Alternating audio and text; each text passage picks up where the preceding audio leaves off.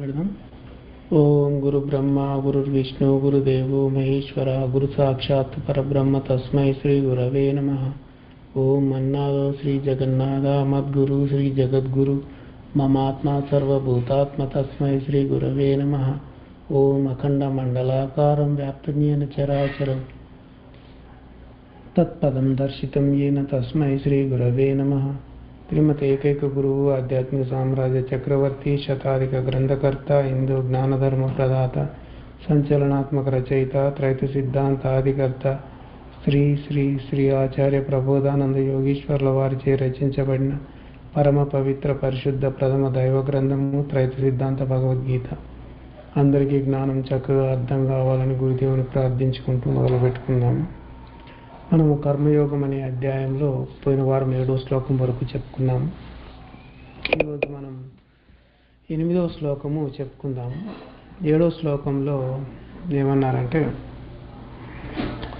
కొందరు ఏమనుకోవచ్చు అంటే, నేను చేసే పని పాపం వచ్చినదై ఉంది, నాకు కర్మయోగం అంటే తెలియదు, చేసే పని అంతా పాపభూయిష్టమే అయినప్పుడు నేను నా ఉద్యోగానికి రాజీనామా చేసి వేరే పని చూసుకోవచ్చు కదా అని వాళ్ళు చేసే వృత్తి మీద పని మీద ఏహ్యభావాన్ని కలిగి ఉండి మానుకోవడానికి చూస్తారు అని చెప్పారు. కాబట్టి దానికి వాళ్ళకి అనుమానం వచ్చింది, వాళ్ళు ఆ విధంగా అడగొచ్చు అని కూడా అన్నారు. దానికి సమాధానంగా భగవంతుడు 8వ శ్లోకం చెప్తున్నాడు. 8వ శ్లోకంలో ఏమన్నారంటే, నియతం కురు కర్మత్వం కర్మజ్యాయో హ్యకర్మణః శరీరయాత్రాపి చ తేన ప్రసిద్ధ్యేద కర్మణః. అప్పుడు బ్రహ్మయోగము అనే శ్లోకం గురించి చెప్తా ఉన్నాడు. ఇక్కడ ఏమంటున్నాడంటే, నీవు చేయు నియమిత పనులను వదులుకుంట కంటే ఆచరించటం మేలు, చేయు పనులను వదిలి దేహయాత్రను చేయలేవు అని ఇక్కడ అంటున్నాడు. అంటే మనిషి తన జీవితంలో అంటే ప్రతి ఒక్కరూ ఒక్కో రకమైనటువంటి పనులు చేస్తూ ఉంటారు. మనం బయట ప్రపంచంలో చూసినట్లయితే ఒక వ్యక్తి బస్ కండక్టర్గా పనిచేస్తూ ఉంటే ఇంకొకడు బస్సు నడిపే డ్రైవర్గా పనిచేస్తూ ఉంటాడు. ఒకడేమో పోలీస్ పని పనిచేస్తూ ఉంటే పోలీస్ పని చేసి బతుకుతూ ఉంటాడు, మరొకడు దొంగతనం చేసి బతుకుతూ ఉంటాడు. ఒకడేమో రైతు పని చేస్తే ఇంకొకడేమో రాజకీయంతో బతుకుతుంటాడు. ఒకడేమో గుడ్డలు నేసి బతుకుతూ ఉంటే ఇంకొకడు గుడ్డలు ఉతికి బతుకుతూ ఉంటాడు. ఒకడు నాటకాలు ఆడిస్తూ ఉంటే మరొకడు ఆడించి బతుకుతూ ఉన్నాడు. అంటే నాటకం ఆడుతూ ఉంటే ఇంకొకడు వాడిని ఆడించి బతుకుతూ ఉన్నాడు.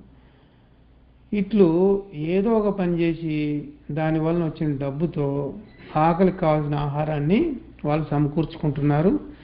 ఎవరు ఏం చేసినా కానీ ఇక్కడ మనం చెప్పుకోవాల్సింది ఏంటంటే, కోటి పనులు ఉన్నాయి కదా, అవన్నీ కూడా కూటి కొరకే, కోటి విద్యలు కూటి కొరకే అనేది మనందరికీ తెలిసిన సత్యమే. మన శరీరం ఆరోగ్యంగా ఉండడం కోసము దానికి కావలసినటువంటి ఆహారాన్ని ఇచ్చి పోషించడము, అది శరీర యాత్రను సాగించినట్లు అని అర్థం చేసుకోవాలి. ఈ శరీర యాత్ర సాగించడానికే మనిషి లెక్కలేనని పనులు చేస్తూ ఉన్నాడు. ఇట్లా ఎందరికో ఎన్నో విధములైన పనులు వారి కర్మానుసారంగా నియమించబడి ఉన్నాయి. అంటే వాళ్ళ ప్రారబ్ధ కర్మ ఉందే, ఆ ప్రారబ్ధ కర్మ ప్రకారంగా అవి పనులు నియమించబడి ఉన్నాయి. ఆలోచించి చూస్తే కొందరు చేసే పనులు మంచివి, పుణ్యాన్ని సంపాదించే విధంగా ఉన్నాయి. కొందరు చేసే పనులు చెడ్డయి, పాపాన్ని సంపాదించే విధంగా ఉన్నాయి.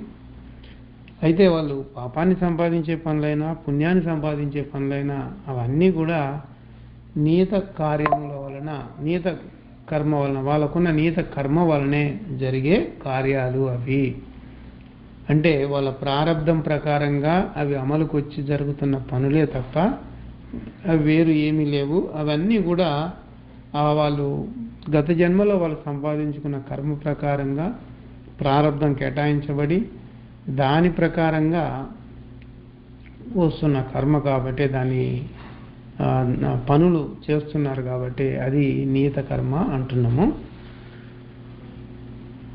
బ్రహ్మయోగం ఆచరించాలని అనుకున్నోడు తనకు నియమించి పెట్టబడినటువంటి పనులు చేద్దామని, అంటే నియత కర్మ ప్రకారంగా ప్రారబ్ధం ప్రకారంగా నడుచుకుందామని అనుకోకుండా చేసే పనులన్నీ వదిలేసి సాధన చేస్తూ కూర్చుంటా అంటే శరీరానికి కావలసినటువంటి ఆహారాన్ని సమకూర్చుకోలేరు, శరీర యాత్ర కూడా జరగదు.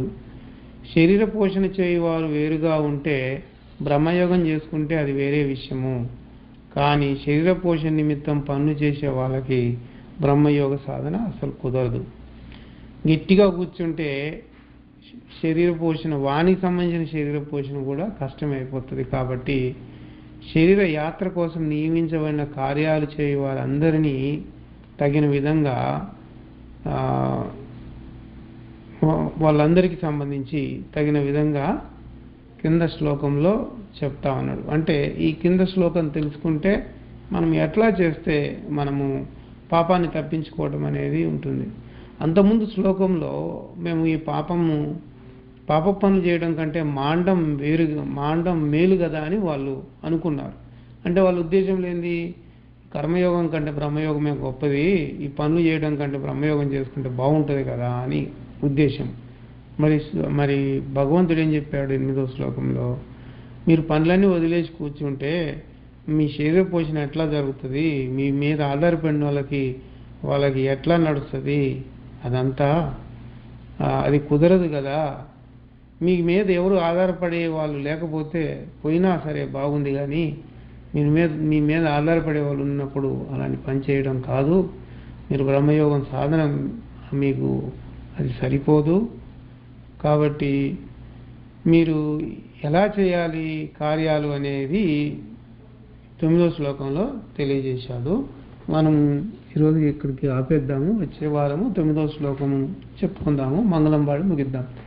ఓం మంగళం గురుదేవాయ మహనీయ ప్రబోధాత్మనే సర్వలోక శరణ్యాయ సాధురూపాయ మంగళం. ప్రబోధార్పణం అందరికీ.